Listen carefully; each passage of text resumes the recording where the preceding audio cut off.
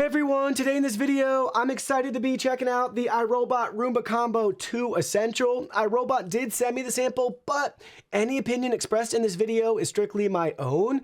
That being said, if you're interested in this product or you want to find out more about it, the link to it will be in the video description. Here's a look at the retail box and packaging. Take a look, they have nice product imagery on it. And we can rotate it around to the side. And on this side, we can learn more about this vacuum. It vacuums and mops, works with the iRobot Home app available for iOS and Android devices, and it supports the ability to recharge and resume the cleaning task if need be. And we can't forget about that really nice row by row cleaning pattern that is all throughout the box's design. Now let's go ahead, let's open it up and see what's inside. Here are all the contents. First up, we have our product literature consisting of a full user guide and manual in multiple languages. We also have our 1-year warranty guide. This does come with a 1-year warranty. Next, you'll find the included mopping pad right here with the microfiber cloth. Just has Velcro on it, peels right off, so you can easily replace, and you can wash this if desired. We have our side cleaning brush that we'll have to install. We have a drip tray here for the base station. We have the vacuum itself and the self-empty station here. Now let's go ahead, let's look at these in more detail. First up is the station. Here's a look at the top with our iRobot strap handle here that we can open up to reveal the vacuum bag. We can go ahead, we can pull that out so you can see what it looks like with it removed. iRobot's logo and branding on the vacuum bag. It just slides right back in here like so, and just gently press it down, and then you press that in as well.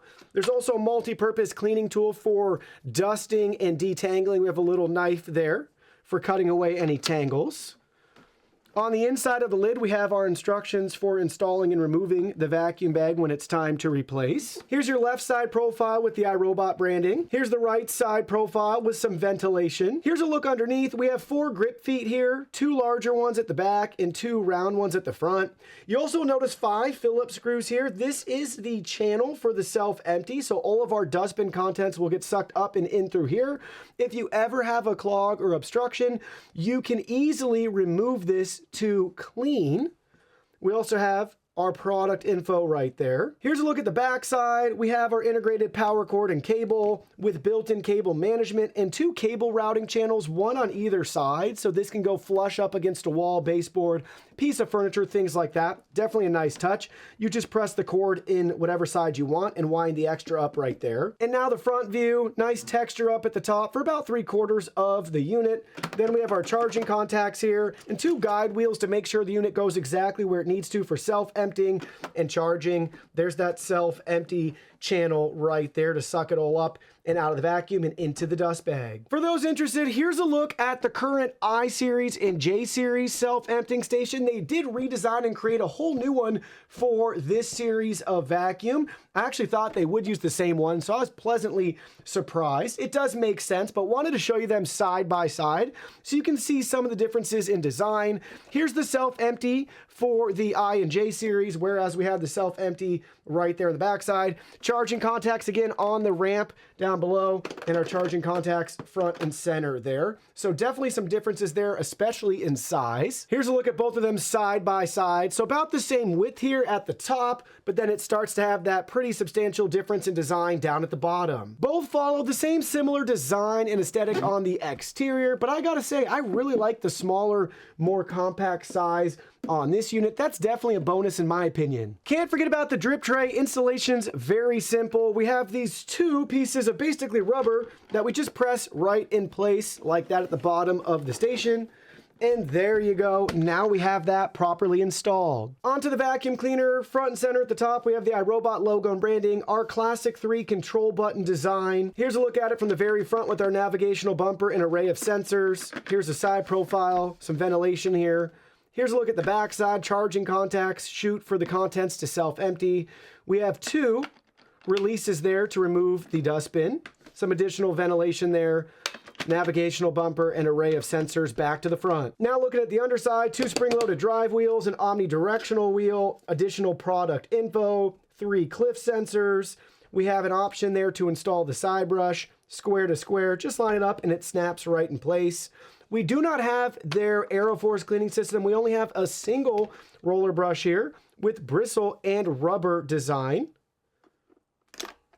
That just snaps right back in. And then down here you can see our dustbin and mopping pad option for installation. So you just line this up, these two pieces right there, and you'll notice that it just snaps right on. Has a little bit of movement to help it self-level on your floors. Back to the back side. Let's go ahead. Let's pop off the dustbin there.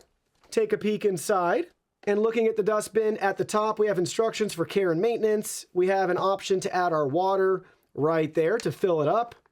We can open this up to reveal the inside. Large dustbin there. And we have our filter that you can clean and replace periodically. And then this will just snap right back shut. It'll be easier to shut it this way. Just like so. Ta-da! We can look at that from all different sides and angles. Let me go ahead and open that up again, and I'll show you. This channel just opens right up very easily when it's time for it to self-empty. And if you want to remove the mop pad, it's as simple as just pulling everything right back off. Take a look. And I believe that's how it's going to wet the mop pad right here. You have two options for it to basically feed and drip it water to saturate the pad. To reinstall the dustbin, go ahead, just snap it right back in place. Now let's go ahead, let's charge it up, fill it up, and try it out.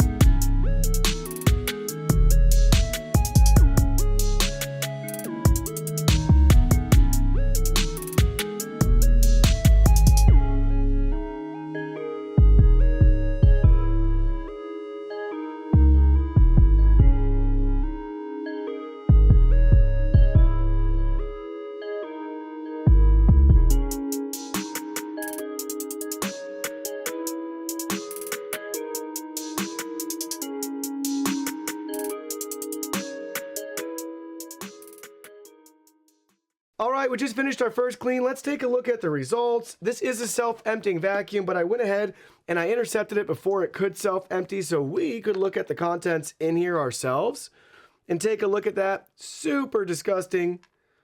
A lot of pet hair, human hair there. Underneath, look at all the crumbs that have collected. And then you can see in there too the larger pieces of debris. Got a little piece of plastic bag. See a grain of rice, a lot of crumbs, grass, and dirt. This is what you can realistically expect to vacuum up around your house as well. And here's a look at the underside. Our side cleaning brush is free of any hair tangles and obstructions. Keep an eye on this. Typically you find some longer human hair that will wrap around this. And you'll notice our main brush roller already has started to accumulate a fair amount of tangles already. There's that longer human hair, some carpet fibers from our shag rug right there already on the main brush. You tend to find with these bristles that they will attract hair like you're seeing right here. So it's not our favorite design versus just having the all rubber agitators. And then lastly, here's a look at the mop pad. We haven't washed, rinsed, or done anything to this after the fact, but it looks like it's still in really good condition. And the good news here is you can wash these. So just peel it off after every clean, give it a nice soak, and rinse down in the sink or throw it into your washer if you want. Here's a brief overview of the iRobot home app for our Roomba already set up here. You'll notice front and center in the app we have our current status, letting us know that it's unable to start. That's because we have it standing upright right here. But we can see those up there at the top if we have anything device related. We also have our charging status and battery level there, favorites section, as well as a scheduling option. So you can set your cleaning schedule or enable do not disturb. So if we create a schedule here for cleaning, you can choose by time or by automation. So pick and choose which way you want to configure your schedule as you see fit. Then we have our cleaning history. So here's a breakdown of our cleaning history. We have our device messages. We're all caught up. Special offers. Product health. So this will show you how many hours are left before it's time to do some maintenance and replace certain parts and features. Then we have our product settings. This is where you'll probably spend the most time, and by most time I mean you'll probably set this how you want it and then forget about it. But we can locate the Roomba if it's missing around the house. We can set our cleaning preferences. This is our liquid amount for mopping, Eco, Standard, or Ultra.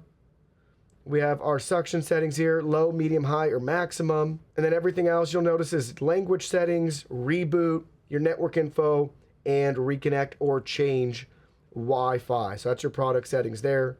And then down at the bottom, owner's guide and help section. So a very basic and simple and straightforward app. There's no mapping or anything to configure like that. This is your basic entry-level Roomba, but you can control water levels, suction power, and set it up on a schedule, as well as viewing your cleaning history. Let's get right to it. Let's see how our Roomba stacks up against the competition. We'll be comparing it to over 80 plus robot vacuum and or mop combos that we've personally tested here in the studio. So the first thing we're going to look at is cost. This is a great frame of reference point for us to look at all the data that we're about to discuss to know where this should fit within the grand scheme of things. Since you're seeing the cost is below average by a couple $100, theoretically then the data and findings that we should discuss should also show that we're getting below average performance or features because we're not paying a premium. So anytime we see it at, near, or exceeding the averages, that should show us that this is an above average value. Hopefully that makes sense. That was a lot of different words there, but you should be able to decide for yourself from our findings and data if this is the right vacuum for you. And looking at that cost perspective first, you'll notice it's a couple $100 less than the average robot vac and mop. And to start things off, let's take a look at max suction power. So in this case, iRobot's never published any of their suction power that we could find, at least in the last couple years as we've started to build our database and cover all of their current models. If we had to guess, I would say somewhere between probably 2,000 and 4,000 pascals. I'm guessing since they don't publish this, they're not super proud of it, because usually brands are blasting this everywhere. 4,000 PAs, 8,000 PAs, 12,000 PAs, you get the idea. So anyways, I would say it's going to be at or below average from my experience with other Roombas. Next up is max CFM. We want to see a higher result here, just like we would with suction power. Usually that's a good leading indicator for actual real world performance. We can record CFM in-house here, which we do. So we were able to measure this at 7.8 CFM, which is a solid almost point above the average of 6.9. Again, higher the better usually, but now let's see how this data actually translates to the real world. So using our carpet deep cleaning test, where we embed coffee grounds into carpet and vacuum before and after, we nearly got at the average of 87. We came in 2 points shy at 85. Respectable for this vacuum. And again, the price to performance that we're paying, we're hundreds of dollars less, but we're getting near performance vacuum-wise on carpets, which translates really well to vacuuming on hard floors as well. But I do want to interject from my experience, like I said, just about covering every new Roomba model from the I to the J series. This still is a little bit below my expectation. I wanted to see this exceed the average, and we didn't. Moving right along to decibels, the higher this value, the louder your vacuum is. We always measure this as max decibels, vacuuming carpet with max suction settings and any sort of carpet boost and such enabled. We peaked at 78 decibels compared to the average of 72. Not a big deal. I wouldn't want to have any robot vacuum running while I'm napping or watching TV, and you will notice it as it's vacuuming and cleaning around the house. It's not going to be like whisper quiet or anything like that. We've yet to encounter one that is.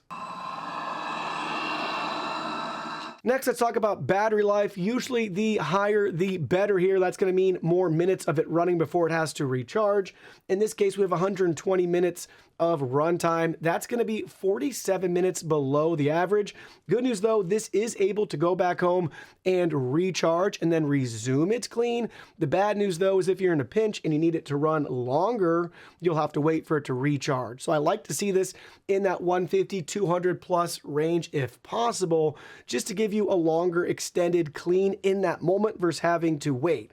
Now, I run mine at night, so I'm never really in a pinch to have something clean where it doesn't matter how long it takes to go back home, recharge, and resume cleaning. But for those of you that don't keep that schedule, or you clean a lot during the day or before company comes over, just keep that in mind. And the reason we see that 120-minute runtime is due to the 2600 milliamp hour battery capacity. That's substantially lower than the average, so you're starting to see some of those compromises here of how they can get it more aggressively priced. And some good news for those of you that like shorter vacuums in regard to height. Since this is not equipped with LiDAR navigation, it comes in at 3.2 inches, which is well below the average. Usually we see about 4 inches for a robot vacuum that's equipped with LiDAR navigation, and since this doesn't have that module and radar up at the top, it's going to be slimmer for you, which may make that difference to get under that piece of furniture around your house to clean it. And a welcome addition for this vacuum is the included self-empty base. We're seeing that on 67% of the vacuums that we've tested. Moving right along to internal dustbin capacity. This is kind of a moot point for a self-empty vacuum, but you want to see larger internal dustbin capacities on vacuums that don't have self-empty, because that means you're making less trips to empty it yourself. This has kind of the best of both worlds, a large internal dust tank, and it empties itself. And back to another miss, this does not have any dual roller cleaning system, which is quite the bummer. We've grown to really love that on the 600 series and the I and J series and beyond. I'm sad to see that we don't have that integrated here, but it is expected in this essential lineup. They all just have a single brush roller. And back to some good news, we have mopping with this. It's very basic mopping, but it is a mop nonetheless, and you are able to adjust the water levels within the app. 67% of vacuum and mops that we've tested have mopping capabilities. And if you're interested in the water tank size, just like the internal dust tank size, you want to see a larger water tank size here for this particular vacuum, since you're the one manually refilling and adding that water. We're right at and near that average of 200 milliliters. The higher the better here, so I'd like to see it even above that. This average gets pulled down because a lot of the premium flagship models out there have 50, 80, 100 milliliter tanks because they refill themselves. So it's great that we have double that, but I'd like to see even more, because again, the larger that is, the less trips you're making to the sink to refill it. And unfortunately, with this mopping system, again, at this price point, there's only so much they can do or want to do. This does not have mop washing. That is such a nice feature. It's on par with self-emptying. Once you have it, it's hard to go back to one without it. 33% of vacuum and mops that we've tested so far have mop washing capabilities. They usually refill, wash, clean, and dry. And another feature we've really grown to like is mop lift. So a lot of mops out there have the ability to lift their mop pad up and out of the way over carpets and rugs. This does not have that feature, unfortunately, but for those that do, you can expect around 10 millimeters of mop lift height to be the average. Now, iRobot on their flagship models, they actually have the ability to lift the mop pad up and completely out of the way, and it stores it on top of the Roomba. It is really, really cool. And another feature, again, usually seen on flagship models that I'm not expecting on this model, is Mop Extend. This has no mop extension or anything like that. Just drags it right behind the vacuum. And again, not expecting this on this vacuum, but another feature that we've missed is mop pad removal. We're only seeing that on, again, the high-end flagship models, like your top-end Roombas where they lift it up and out of the way, or other vacuums just leave the mop pad at the station automatically, and then they can reattach it as needed for mopping. And you're seeing a pattern here. A lot of these are flagship features, but I wanted to mention them nonetheless. There's no side brush reach with this. Some fancy models out there can kick out that side brush to reach into corners. It's really cool. It's got a movable arm. We don't have that feature. Only 2% of models do. And for those interested in LED lights, this is not equipped with any LED lights. We're seeing that trickle down slowly at 8% of our models. And same with video monitoring. There's no camera on the front of this or anywhere on this vacuum to even have this capability, but this does not have live video monitoring. That's also trickling down to about 14% of models so far. So in a couple of years, hopefully that'll be a baseline feature as well. So where's that leave us with this Roomba? Well, let me share with you my final thoughts. Here's what you need to know. First, let's talk about the good. Self-empties, great.